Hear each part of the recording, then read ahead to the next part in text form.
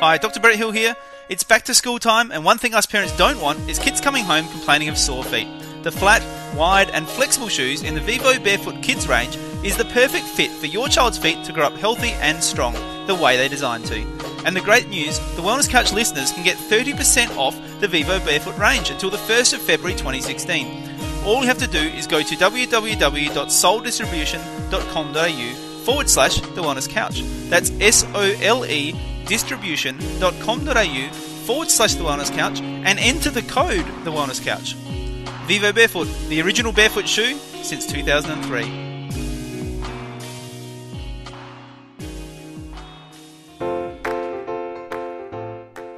TheWellnessCouch.com, streaming wellness into your lives. This is Up for a Chat with Cindy O'Mara, Karen Smith, and Kim Morrison. Here we are, up for a chat about the hottest topics that are important to you, inspiring you to awaken the change within. I'm Karen Smith. I'm Kim Morrison. And our beautiful Cindy is on Morton Island, the Tart. Being a true entrepreneur who has earned some time off, I would say. Oh, and I think you're right. And I think I'm just a little bit jelly. I think it's like my ultimate dream to grow up. You know what? When I grow up, I want to be Cindy. Just putting it out there. I'm just saying. Oh, I'm so excited about today. Welcome back, sweetheart. Yeah, I know. It's been an amazing Christmas and an amazing break. No doubt we're going to do a podcast especially on what our breaks have uncovered for us and what the future's going to hold. But today, we've got a very special guest on our show, somebody who is, somebody who's very dear to all of our hearts. And this beautiful soul came into our lives as a result, for me personally, came into my life as a result of my relationship with the beautiful Jess Ainscoe. And I always looked at Jess and her business and what she was creating and the beautiful message that she was able to deliver. And I always wondered, how does she do that? Like, how does she really move and inspire people like she does? And there was a name that always came up. And when I met this beautiful creature, I saw that she is a powerful creature. She's gentle, she's soft, she's inspiring, she's clear, she's love on a stick. She has a heart of a lion and a softness and a gentleness that makes a person feel like they're wrapped in a cloud when they're in her company. And I really mean that from the bottom of my bottom when I say that. So I really want to introduce you guys to somebody who is very dear to all of us. And this is the beautiful Yvette Luciano, CEO and founder of the incredible organization called Earth HQ. So welcome to today's show, you beautiful soft cloud. Karen, thank you so much for not only having me here today, but that was the most beautiful introduction I've ever received. I am already blubbering right at the beginning of this chat with you guys. So thank you. And it's, everything that you said is exactly how I feel about you guys and Cindy. And you're just, such beautiful and significant women in my life. And yeah, thank you so much for having me here. Well, it's an honor and a pleasure because I think with all of the work that you're doing and the work that you continue to do, and I mean, we're going to get into, what you've created here. And I think our listeners are just going to be blown away. But I think that the work that you're doing really needs to hit as many ears and move as many hearts and minds as we can possibly get across the globe, because the message that you convey in everything that you do is all about the enhancement of humanity, and it's all about the betterment of the individual so that then the collective can be more powerful. And I think that just oozes through everything that you do, every message, every email, every time you speak. It's everywhere, and I'm really excited to have you on the show so that what are we up to now, Kimmy? 2.5 million? Oh, gosh, I don't know, sweetheart.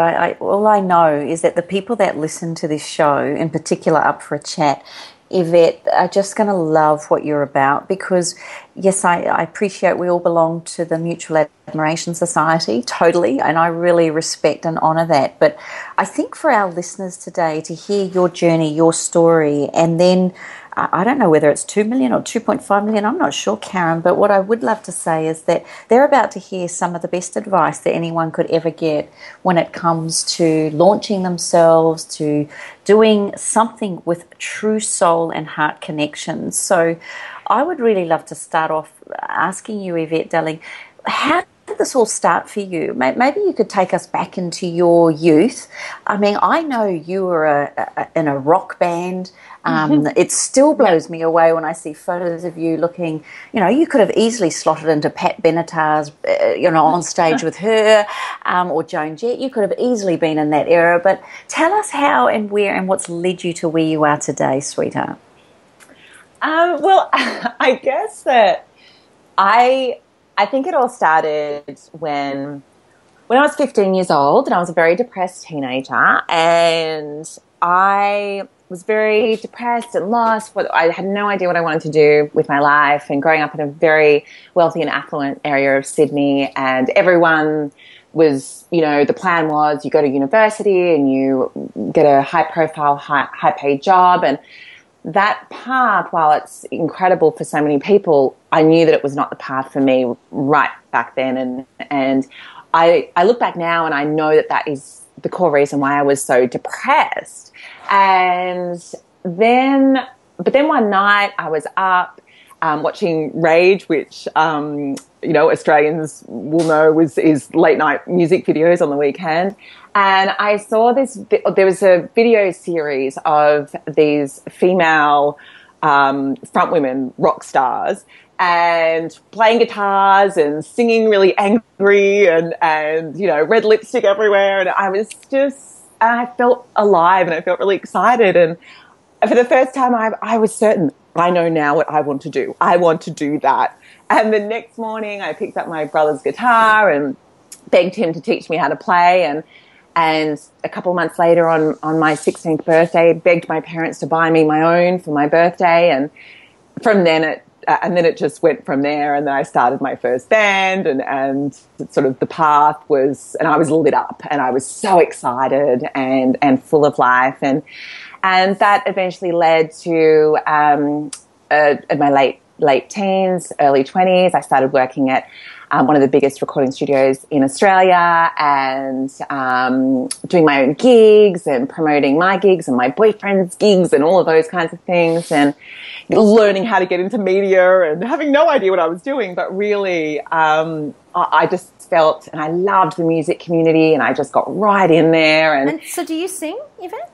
No, I don't sing. I was a bass player, so I love bass. Yeah, I was a bass player. That was my thing. And oh my goodness, yay! Yeah, and then by my mid-20s, I was just so in love with. I started to realize that I really loved not only organising my own band's gigs, but also all of my friends and boyfriends' bands gigs. And by my mid-20s, I got an amazing job at Sony Music, one of the biggest record companies in the world, and just went from there, and then just worked my little butt off and learned everything along the way, and had some really amazing mentors in the industry as well who really took me under their wing and taught me so much. And so everything was on track, and I was going to start my own music management and touring company, and I had my whole vision. So coming now into sort of when I was 29, and just got married to my beautiful husband, who I met playing in a band with 5 years earlier, and who's an incredible musician. And then when I was 29, we were on our honeymoon, and we were on our honeymoon after having our amazing rock and roll wedding, and we having a great time. And then everything changed when I was in the shower one night and at our beautiful suite in Fiji, and I found a big lump in my left breast. And from that moment, everything changed. And, you know, as the following weeks unfolded, I was diagnosed with a very aggressive breast cancer. How old were you then? 29.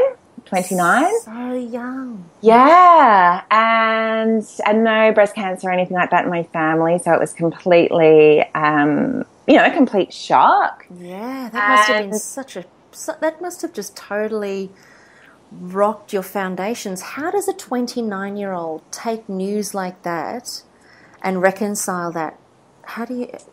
Do you remember what that was like for you? Yeah, I do. I remember it. It feels so surreal, but I remember it so well, which is hard to explain. But yeah. And so this is now this October it will be 6 years ago that I was diagnosed. Yeah. So I mean, I kind of at that time it was sort of planning mode as well, because it was so aggressive. We needed to make some decisions really, really quickly, and one of the most devastating things for me was that my 30th birthday party was just about to come up, which was a big music extravaganza with all my friends' bands playing and all this kind of thing. And I had to cancel it because I actually had to go and have a mastectomy for my 30th birthday instead. And obviously my career got put on hold and all of those things that just at the time it was just, I just had to do what I had to do. I don't even think I realized the impact at the time that it was having on me, because I was just, each day as it comes, preparing for surgery, preparing for the next thing, preparing for my husband and I always desperately wanted to have children. So we had to do a lot of fertility preservation because we'd made the decision that I was going to have chemotherapy. And so we went through all of that, which is an ordeal in itself, with having to, at 29 years old, be thinking about eggs and creating embryos and all those kinds of things. But, while I was healing from a mastectomy, it was basically I had a mastectomy in November. I had IVF for the fertility preservation just before Christmas in December. And in January, I started chemo. So it was this... Wow. It was, and the October I'd been diagnosed. So it was just, every month was a new challenge, and I just had to just I remember really clearly thinking to myself at the time that, I just had to focus on the next thing, because I couldn't bear to think about the 6 months of chemo I was about to have, or the radiation I was going to have after that, or the 5 years of hormonal therapy I was going to have after that. And, I just couldn't even think about it. I just had to keep focusing on that day, what I had to do that day. And I remember even going through a period of time of thinking every day that I don't have to go to the hospital is an awesome day. It's a reason to celebrate, because I don't have to go to the hospital every day, because there was a period that I was going in almost every day. And so I'd gone from, Miss music industry party girl, right in the music scene and glamorous parties and touring and all these incredible fun things, and to all of a sudden, and at the hairdresser every 2 weeks and, all that kind of thing, to all of a sudden having a mastectomy, losing my hair, all of those, it just, you couldn't go like two completely drastically different lifestyles and experiences in such a short period of time. So, Yvette, can I just interrupt you there for a second, sweetheart? You're absolutely right. I mean, 1 minute we're on this massive rock and roll lifestyle journey with you. We're all in the wedding, and I'm not sure if the listeners have just caught up with exactly what happened here, but that is really how cancer can hit you. I would imagine that's how it is like being hit by a big, truck. I just want to ask, because a lot of people don't talk about the partners in this situation. How did Isaac cope? Or cope's a funny word. I'm not sure if that's the right word. But how did he help you or help himself deal with all of this as well? Because it's just as big for them, isn't it? Absolutely. And I think I'm so happy that you bring that up, Kim, because it is something that I think people really underestimate, and it's a really easy thing to forget. And in some ways, obviously not always, but in some ways I think it can be harder on the partner than the person going through it. And because they feel so helpless, and they feel it is entirely, completely out of their control, and they're having to watch someone that they love so much going through this really, really dark and challenging experience. And so many people will focus on the person going through it and support them. I mean, I had so much support, and not only from my friends and family. I've always been lucky to have so many incredible people supporting me in my life. And, you know, and the people that were not going to support me during that experience, I quickly, you know, were quickly removed from my life, and you know, and that was a good thing. But and luckily I just had so many amazing people that really supported me. But, you know, I was also seeing a lot of healers, and I took a really integrative approach. So I was, while I was doing, you know, I was doing everything from wheatgrass shots to chemo to, you know, everything. And also, you know, I had amazing healers. I had hypnotherapy every single morning on the way to every single of my 15 chemotherapy treatments that I had. I would have chemo on the way. And, you know, which was one of the best things that I ever did, because it really helped me see the chemo as a really positive thing that was helping me, you know, it was almost like an investment in my future life. Kind of, I was able to sort of have a relationship with it that was quite positive. Obviously, it was not all positive at all, but I was able to have as positive a relationship as anyone, I believe, can have with something like chemotherapy. And can you just reiterate that a little bit? Because I remember us having a conversation about that one night, and it was really powerful. So rather than the chemo killing bad cells or doing something, you know, to help the badness, just tell me the language that you used into each of those sessions. Yeah, so there's a few things. One is the liquid gold sort of vision, which I found I really loved that one. Another one was the sort of visioning it being this beautiful, healing, kind of like almost like a water that would just wash away the cancer cells, and believing that they actually wanted to go. So I was not fighting the cancer.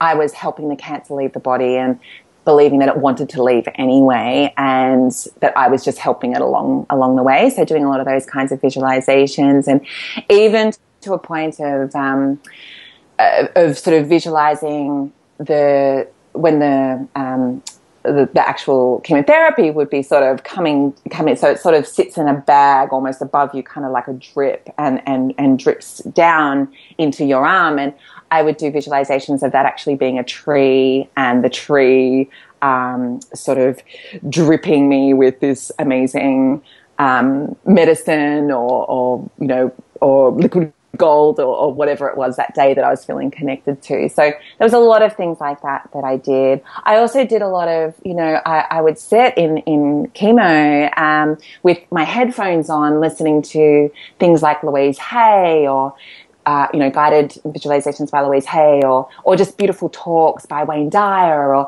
you know, just really beautiful, peaceful, calming things. And I would read health magazines, like, which is the funniest thing to think. I would sit there reading all these health magazines, sitting in chemo. I must have looked like, you know, this crazy girl. But also I felt at that time that, you know, the one thing that I could control was the food that I was putting in my body, and the thoughts I was putting into my mind. And so that really helped me feel so empowered through that whole experience. And also the whole time I was planning what I was going to do after the chemo. So I was planning, this is how I'm going to cleanse the treatment later on, and this is how I'm going to, you know, and this is the life that I'm going to live afterwards, and really visualizing the life I was going to have again, and visualizing the day that I was going to have my hair again, and visualizing what that would look like, and visualizing what color I might dye it when I've got it again, and, you know, all those kinds of things, the wild and crazy things I'm going to do with my hair next time I have hair, and because I was always playing it safe before, and,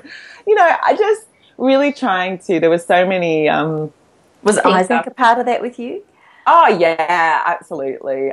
And he and going back to your question about you know, partners in this, and I mean, talking from my partner Isaac, who is absolutely amazing, and you know, we've been together for 10 years now, 5 of them married, but you know, and he's only fairly young like me. So he's a couple of years older than me, but he was only about 32 when I was diagnosed, and, which is awful for any husband to go through. But, a 32-year-old husband who's just, none of his friends are going to get it. None of his, no one, it's just his newlywed wife, and then everything else that he had to go through with that as well. Like, his baby plans got put on hold, all of these things. He became my carer pretty much, overnight, instead of him being the one coming and picking me up when I'd had too much to drink at some crazy music industry party.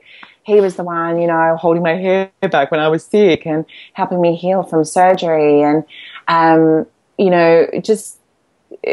that's just completely life-changing. It's completely life-changing, but it also was such an amazing thing for our relationship in so many ways. The bond that we have now, that we already had a really great bond, but the bond that we had, that, was strengthened just so deeply. And I remember one night when I was having a bit of a breakdown and going on about how awful I looked, because also the steroids were making me were helping me not feel really sick from the treatment, but it was making me really puffy, and I was already looking really awful, and I had a cry one night about, I used to be so hot, and now I'm awful, now I'm hideous, and that whole thing, and how can you still love me? I was, just one of those moments.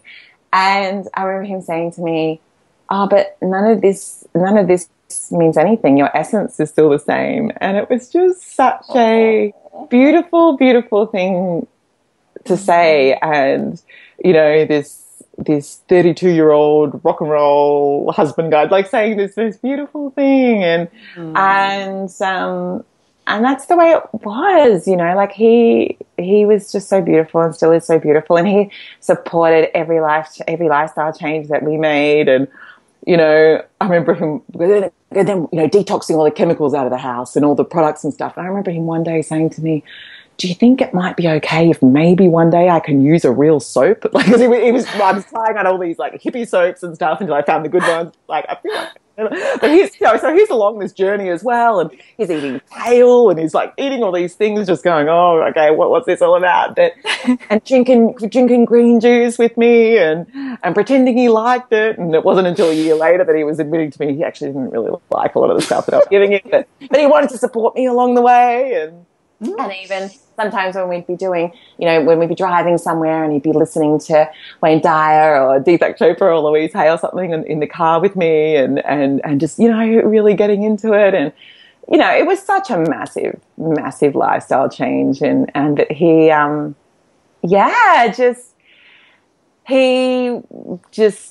thrived with it as well. And then eventually when it got to the point that, after all these treatments, and then I had 6 months of chemo, and then I had 6 weeks of radiation, and then things were starting to look good, and my doctors were really happy with my scans and my bloods, and everything was looking really great, and I'd gotten through all my treatment really, really well, with very minimal, obviously side effects, but definitely the minimal side of it. My age and a few other things probably helped that, being quite young. But then after that, when it got to the point of, okay, well, I'm well now, here we go, back into the music industry and talking to, different people and different companies, and all these amazing opportunities coming through for me. And the industry was actually incredibly supportive of me. Everyone that I knew were just amazing and offering me roles and all these amazing opportunities. But something just didn't feel right anymore for me. So even though I thought that I would just go straight back, and I'd been telling myself that for the year that I'd been out, that I'll go straight back in, nothing will have changed. Nothing will change. I'm going to just go straight back in. But it all of a sudden just didn't feel right anymore for me.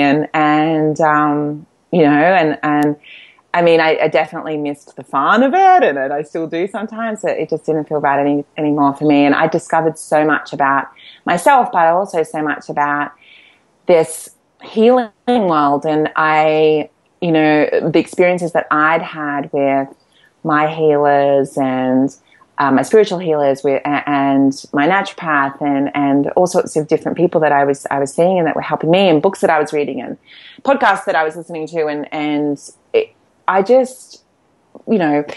as we all know, once we sort of find that light and see that light and something in us lights up, it's really hard to then walk away from that. And I became so devoted to really wanting to share a lot of this with the world, and particularly the fact that things that I was doing, like hypno before chemo and, things like that really helped me.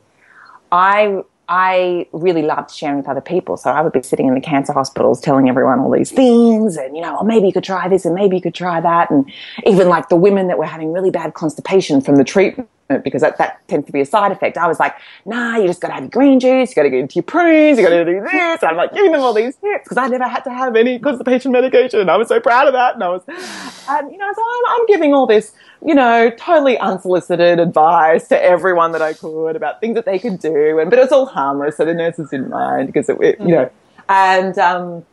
and they knew that I had good intentions but also, my oncologist said this to me once, that, whatever you're doing, keep doing it because you're going really well. Things are going really, really well. So they were very supportive of me, luckily. Can I just ask you a quick question on that? And it just brought it up as you were telling the story there. When you were going through it and you were seeing that your journey was happening more smoothly or it had a bit more flow in it in comparison to the others, when you go through something so profound and life-changing like that, and you've got a clear way of managing it, is your first inclination while you're going through it and in the middle of it, is your first inclination to also help others? Like, is that what you're thinking of at the same time as you're helping yourself? Well, for me, I think it was that I was personally so excited about discovering all this, because keeping in mind that before I was diagnosed with cancer, I didn't really know much about, I had done some yoga and but I'd never really done meditation, and I definitely didn't eat healthy at all, and I had no idea what kale was and, things like that. So I think I also had that, excitement that a lot of people have when they first start coming into this world, and they're like, oh my God, this is making me feel amazing. I just want everyone to feel this amazing. I want everyone to read this book or try this recipe or do this thing that's going to help them. And I guess, that feeling of wanting to, I think it's also the PR person in me that's kind of ingrained in me, that I'm always, when I love something, I need to tell every single person on the planet about it. I need every single person to see how amazing this thing is. And all of a sudden I became this PR person for an integrative approach to cancer or something, without even realizing at the time what that was or what I was doing. But, also I saw people that were suffering in a way that I felt was not necessary, and things that I felt like, maybe this can help them. I mean, that enthusiasm that I had back then, I still absolutely have, and a big devotion in my life moving forward is really bringing an integrative approach to cancer into the mainstream. It's something that I'm taking slow but steady steps towards doing, because I need to be in the right place. And I need to be in the right place to do that myself. And I also feel that the more that time goes by, the more perspective I have of it, the more different people that I meet, the more different journeys that I hear. So just because certain things were helping me at that time, it doesn't mean that if someone else did that exact same thing, that's going to exactly help them in the exact same way, because there's so many other things at play. So the great thing is that over these years, I've developed that perspective. Whereas at that time, and me knowing things now, like the fact that someone that's 20, the one only good thing about being 29 and having cancer and going through treatments like that, as opposed to being, 70, is that you're going to bounce back quicker. Yeah, and your body is going to be more resilient. So, and it's unlikely that you have lots of other complicated health issues. You probably have a good, good kidneys, good liver, good bowel functioning, good, all of those things. So I've learned a lot over the years about not assuming that just because something works really well for me, that it's going to work for everyone else. But at the same time, I feel like there's a lot of things that I really believe in, that there's a lot of research in, and a lot of common threads with lots of different people that I've spoken with over the last 5 years that I think does need to come out and become a lot more, I guess, known and accepted in the mainstream. And there are some oncologists that are doing incredible things in this field, absolutely. Even, one of my oncologists in Sydney, who's a head of radiation oncology at one of the major hospitals in Sydney, and I've got a little bit of a girl crush on her because she's just so amazing. And I remember 5 years ago when I first met her, and she said to me, I really think that it would be good for you to do some acupuncture while you're going through radiation with us. And I said, oh, okay, whatever, what is that? Because that was still very, very early when I was having that conversation with her. And over the years, she has now rallied to have, and now succeeded in getting free acupuncture 2 days a week for everyone in her hospital going through radiation. Oh, so, wow. And so this is where I'm saying that, there are still some oncologists that are very old school, and that's just, and we just need to pray that they will, open their minds, and I think that the day is coming that they're just going to have to. But there are definitely oncologists out there that are seeing a lot of this amazing, when we integrate both, and I guess, one of the places that I'm starting to come to about this is that, my radiation oncologist isn't walking around saying that the acupuncture is going to cure the cancer. What my radiation oncologist is saying is that the acupuncture is going to help the person with the cancer get through their treatment. And when you help them get through their treatment, the chances are they're going to finish their treatment. They're not going to stop halfway through, which is what happens with a lot of people that go through this kind of treatment. Or, the kind of, or the endocrine therapy that I continue to be on to look after my hormones, because the cancer that I had was extremely estrogen receptive, and that's a whole other story. But and I've tried different things, including a natural approach to working out these hormones, but nothing else works besides this particular medication that I'm back on now, and it's doing a great job. But one of the reasons why people do not stay on this medication that, does really well for young women with breast cancer, one of the reasons why people go off it is because of issues with anxiety and issues with depression, which is a result and a massive common side effect of this medication that I'm on. So me going to my kinesiologists and my counsellors and my, massage therapists and my everything that I can do to help me manage these side effects of this treatment is keeping me on. Yeah, my kinesiologist is not curing my cancer or treating my cancer, but my kinesiologist is helping me stay on the treatment that is helping manage my cancer and helping me treat any loose little flying cancer cells that might be in my body. So if you guys see my point of what I'm trying to say, that it's, all of these amazing therapies can help people, or even visualizations when people are healing from surgeries. There's some amazing studies about that. And it is so, and even when we just look at the fact that there's an undeniable link between stress and cancer. There's so much research out there about chronic stress, not like stress, like you have one stressful day. That's fine. Our bodies know how to deal with that. But I'm talking chronic stress, where we're stressed every day for long, extended periods of time. That, those links between that and cancer. And so who can say that, things like meditation and kinesiology and things like that, how do we know that those things aren't helping us prevent cancer in the first place as well? So absolutely. I'm a huge believer in that what goes on in the mind also manifests in the body if the environment is right.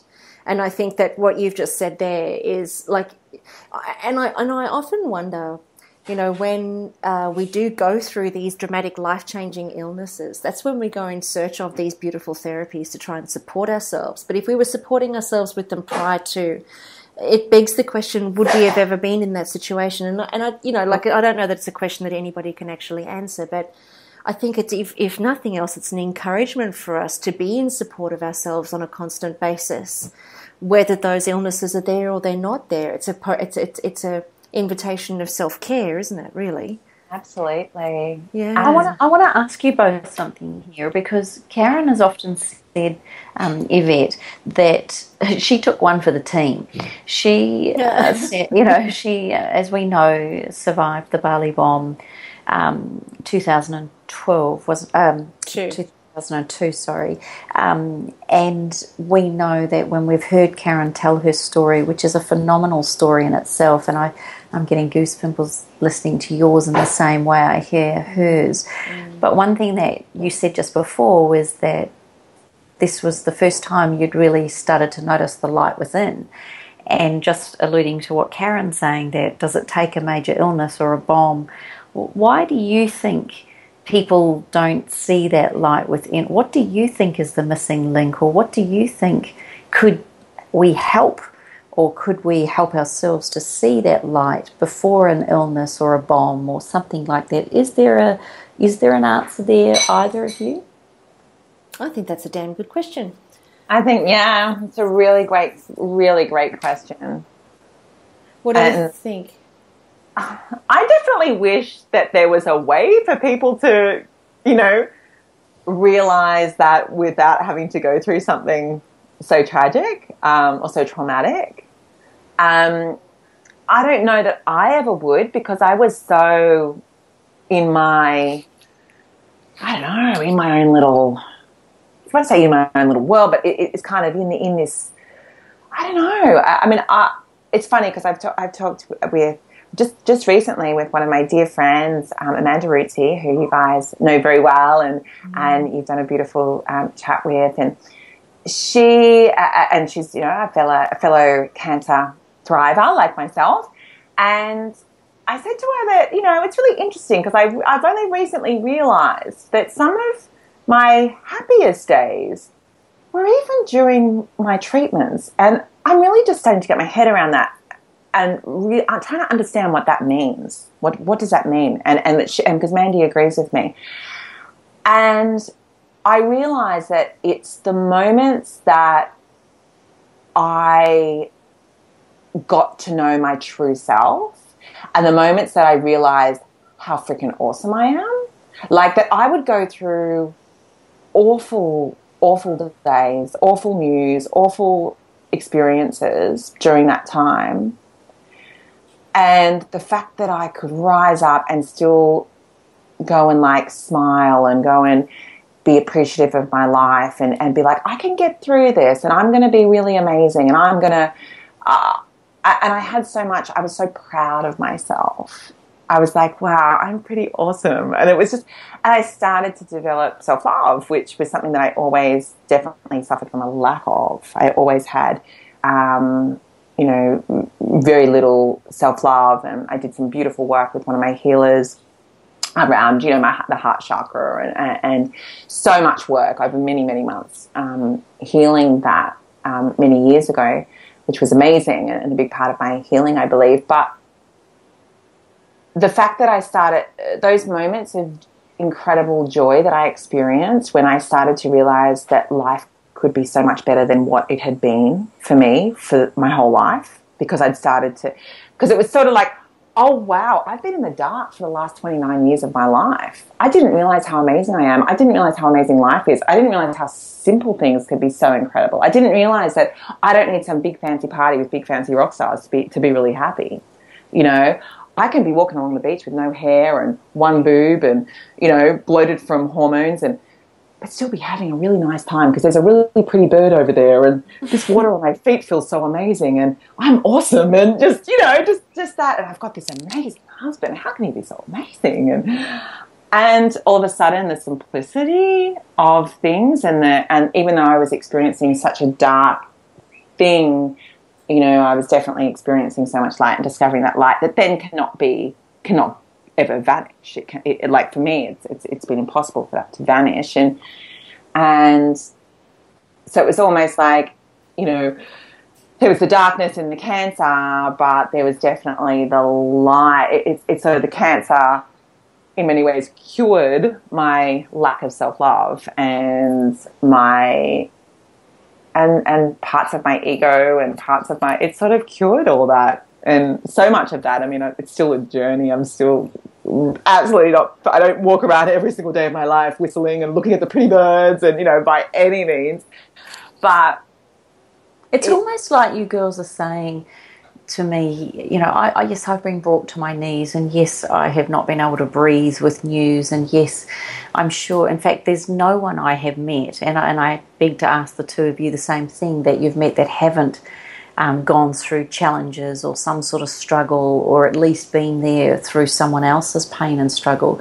But would you both agree that it's almost like we, as part of the human experience, if we choose to call it pain or challenge or transition or struggle, whatever that word is, it's almost like, as if I'm hearing you, that to really fully embellish what it means to be human and experience love and joy and happiness and nature, we almost, part of experience is to be brought to our knees or to be challenged in darkness and pain.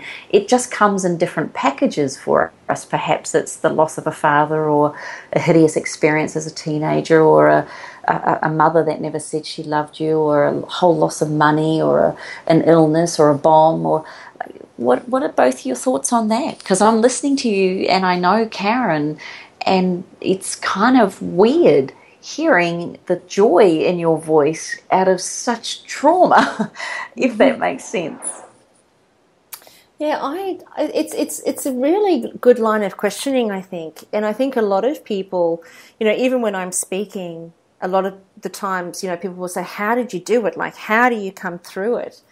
I think the very nature of being human, living in today's society, is the epitome of distraction. There's so much to be distracted by. There's money, there's success, there's making it in this world, there's the pressures that are on us, there's the business, there's the jobs, there's the expectation that we'll be something. And when you go through something life-changing like Yvette has, and, many of our listeners have been through, I'm sure they can relate to it as well, and for myself, the most potent part of it is all distraction is removed.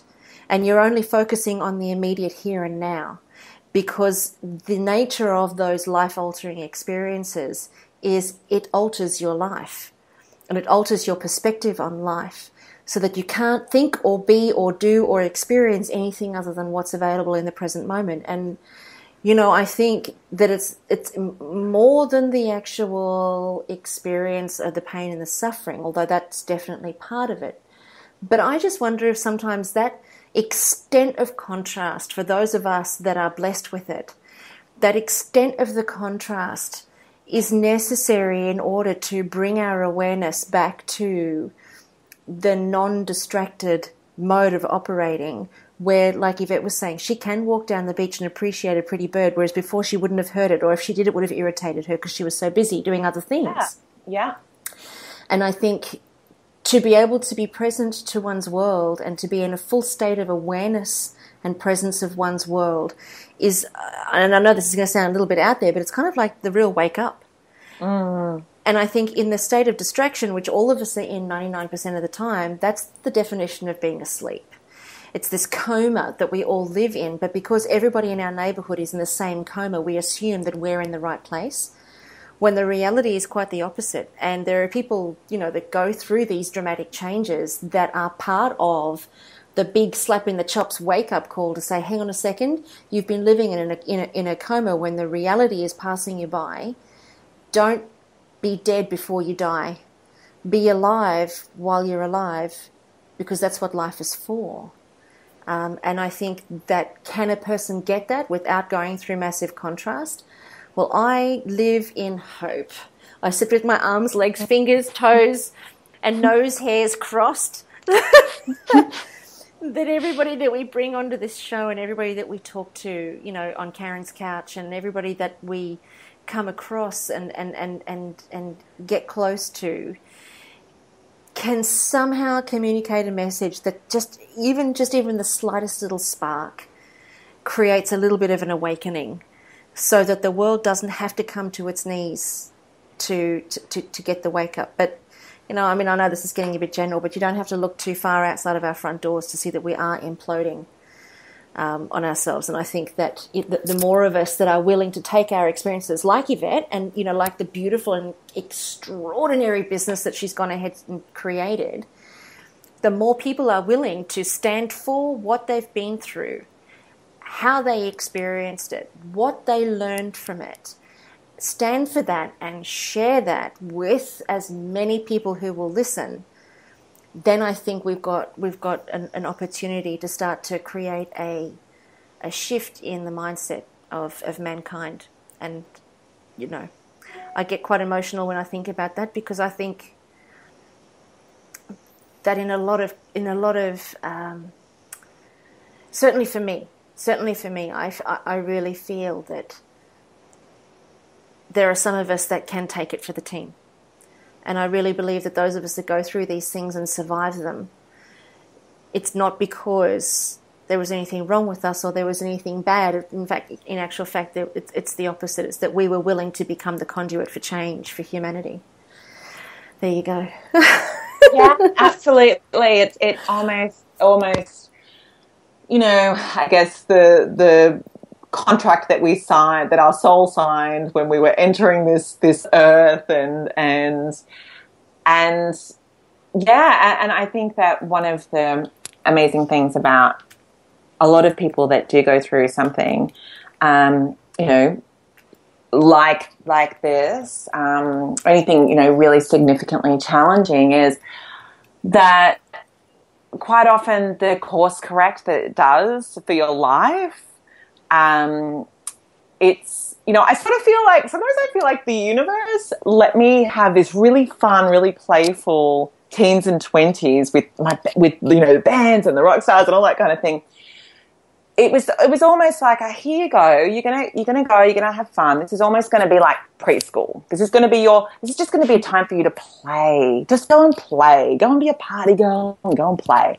Because you, before you came into this, what you may not realize, what your human brain might not realize in this moment, is that your soul signed a contract when you were, before you were born, saying that you were going to come and make some serious change in this world. So you go and have fun. And you're also going to learn a lot of the skills that you need. See, in those 15 years, I learned so much about following your dreams, being fearless, going for something that so many other people think is ridiculous, like being a rock star, like quitting high school to go and be a rock star. I mean, really, ridiculous. But I did it, and I landed on my feet. And not only did I land on my feet, but I ended up with one of the most coveted roles in Australia at one of the most amazing companies, by my mid-20s. Like it was working with everyone's, favorite rock stars and pop stars and all those kinds of things. And along that way, learning so much about marketing, PR, events, touring, raising platforms, putting amazing people into the spotlight, building their communities, building their tribes, building their audiences, nurturing their audiences, all of these things, so that I can now, and then there was the course correct when I, through my health, that then all of a sudden I'm 31 years old, being told that, okay, you're not 100%, and you'll actually never be. So that's another thing I need to mention, that, that my cancer is considered to be a chronic condition now, that can never be cured, because I do have some little tiny spots in my bone, so for transparency, which I've been living with for many years now, and hopefully will continue to live with for quite some time. And that I basically, so 31, trying to work out what am I going to do, but I was so passionate. So I had all these skills, all this experience, but I was so passionate about this health world and this world of spirituality. And so I started to study. So I was like, oh, well, maybe I'm going to be a health coach. That's what I'm going to do. And I started doing that for a little while and I loved it. But then I was like, oh, no, but there's something more here. There's something more here. So then I started yoga teacher training and all sorts of other things. But then the most exciting thing happened when I started to help other people who I absolutely loved. People like my beautiful angel, Jess Ainscoe, people like Amanda Rootsey, people, all of these beautiful people who were my friends, who had become my friends, on helping them with build their platforms. And that was pretty much the beginning of Earth HQ and the beginning of Earth Events and how all of that came about. And that only happened, that is all a result of, the experience that I had with my health.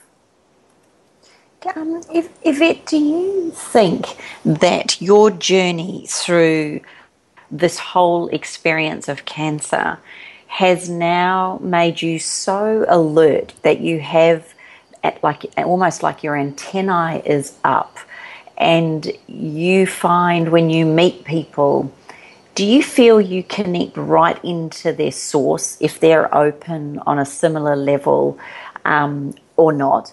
How do you relate to humans now with everything you've learnt and everything you're doing and all that you're about? Can you just tell us how the framework of cancer as your experience has now brought you to a new realm of being? Like I've heard what you're talking about as far as your journey is concerned, but now I want to get to the essence of you as to what your outlook is now around humans and their platforms and who they are.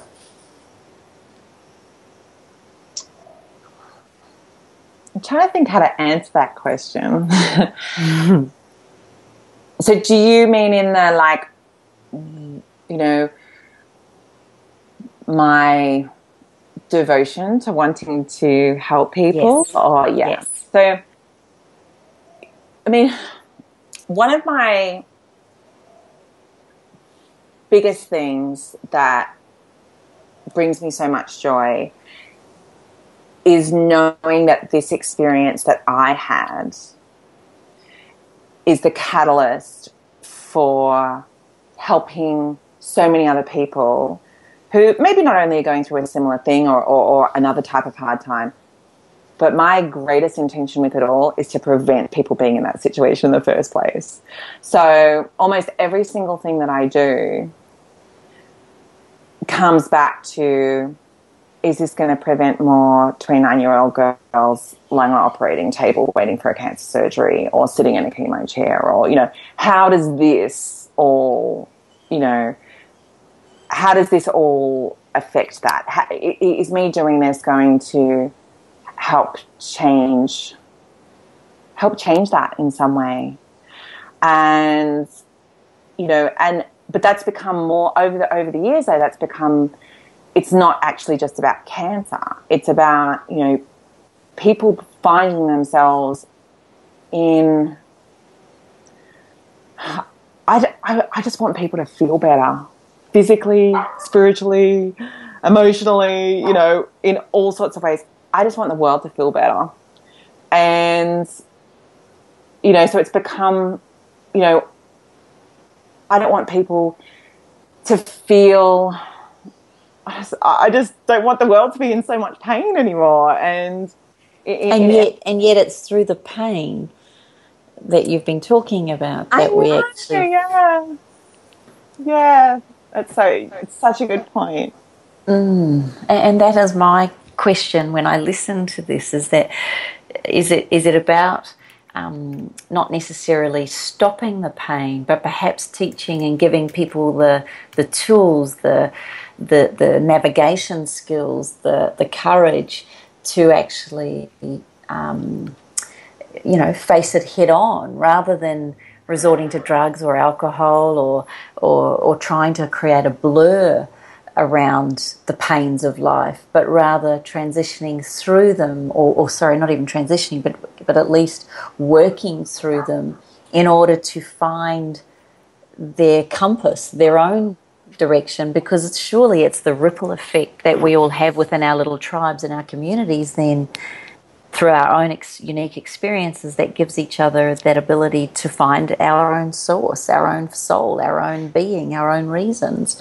It's kind of weird, isn't it? That we look at I know, and maybe what it comes down to, a big thing that I really dove into last year, because last year was a really awful year for me for several reasons, but it was really, really awful. But I realized that resilience and learning to thrive through, whether it's a health situation or a life situation or losing someone that you love so much, it's that, like, learning to thrive and learning to that resilience and still finding joy and peace and, fun. How do you find fun again in your life when you go through something so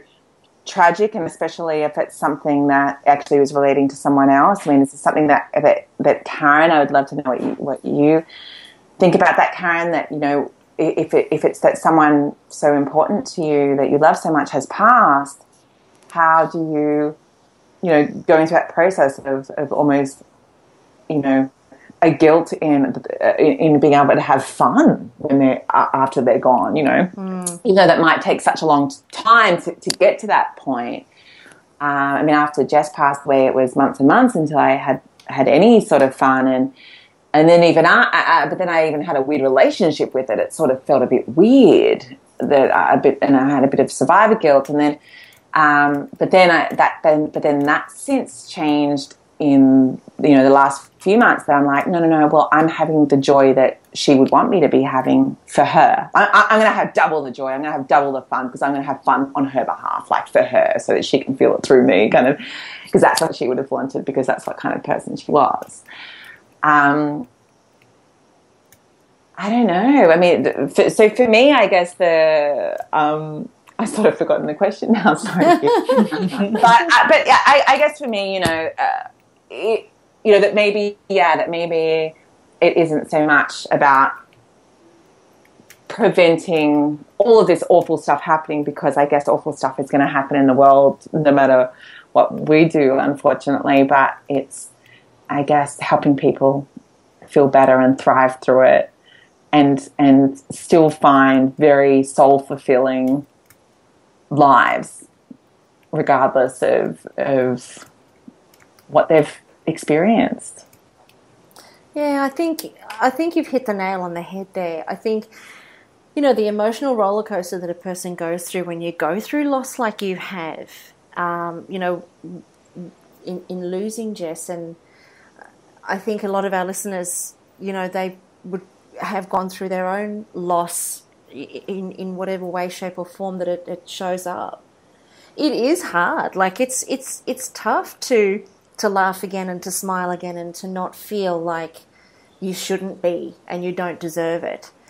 But I think what you said there is great. And if a person can be on bended knee for a shorter period of time because of what you've just said there, I think that in and of itself is life-changing, because, like a lot of people will be on bended knee for 10 years, 20 years, 30 years, robbing themselves of any joy. When, with what you've just said there is, I'm going to have fun for her. I think that life is for the living. And, my friend Jodie, who was killed in Bali, she always used to say to me after Greg committed suicide, she'd always say to me, come on, Kazza, life is for the living. Life is for the living. And if he was still here, he'd be living his life too. And as much as that was really challenging to hear it at the time, because all I wanted to do was wallow in my sorrow, I think it is a profound statement. When you are here, when you are living on this planet, you are alive, and life is about being alive. So you're either being alive lying in your bed, or you're being alive experiencing life, but either way you're still alive, you're still here. And I think that the person that you've lost, or they would want you to be continuing to have fun, But I love the way that you say, I'm going to do it for her. I'm going to have the fun she was going to have, and I'm going to have double the fun. I'm going to make my life double as good, because if she was here, she'd be doing it that big too, you know. And that's a huge inspiration, and that's a huge kick in the freckle to get a person out of bed every day to say, I'm doing it for me and for you, because together we're a powerhouse.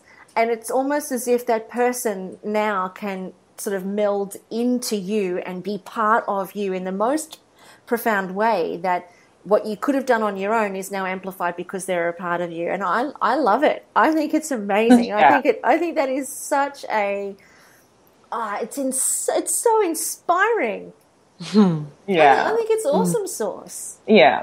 And you know, and one of the things, especially because one of the things that you know, some people don't really realize about Jess was that she was actually really a lot of fun. Like, she was so fun, and probably more wild than a lot of people realize as well. Like, she was very cheeky, and she was just so fun.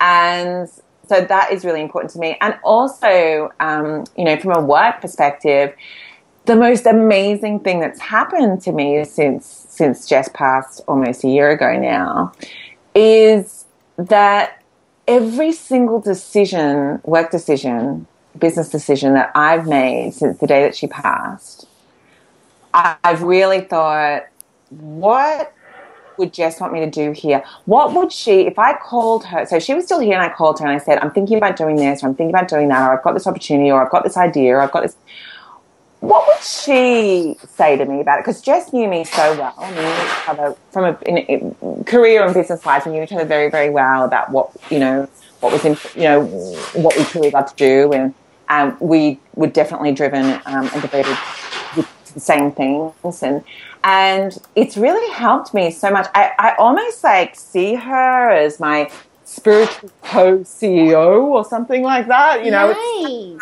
like, okay, Jess, what do you think I should do here? But you know what I'm actually thinking? I'm actually thinking that this is a great opportunity right now, thanks to Taylor, for us to potentially wrap up this first interview. Because, Yvette, I actually think that we need to do a part 2 with you, where we talk about how you've taken that immense fun and how you've got a new CEO of your organisation in the form of a Jess Ainscoe.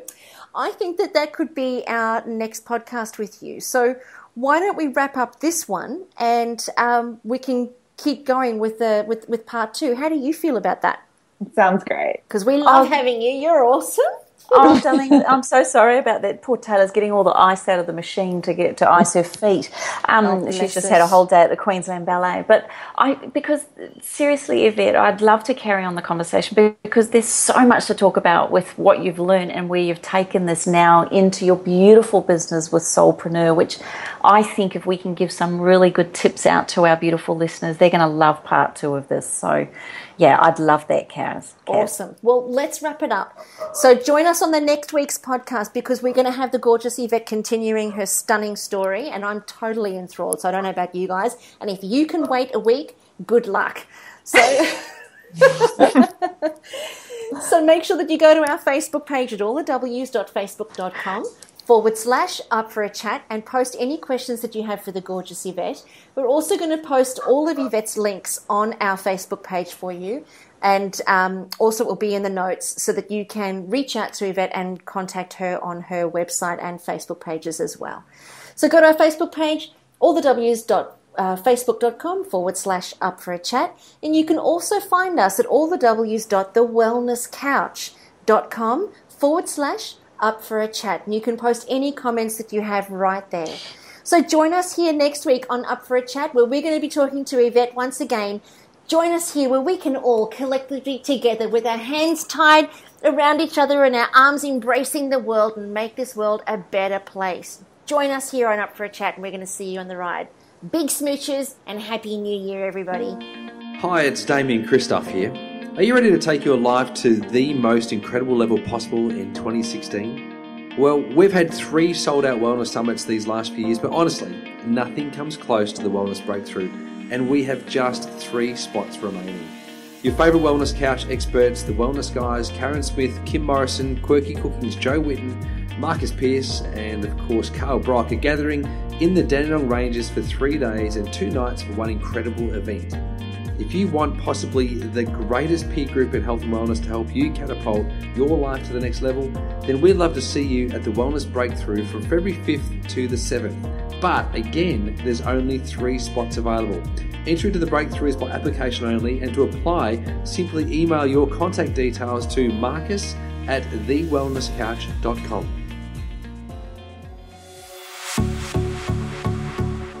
This has been a production of TheWellnessCouch.com. Check us out on Facebook and join in the conversation on Facebook.com/TheWellnessCouch. Subscribe to each show on iTunes and check us out on Twitter.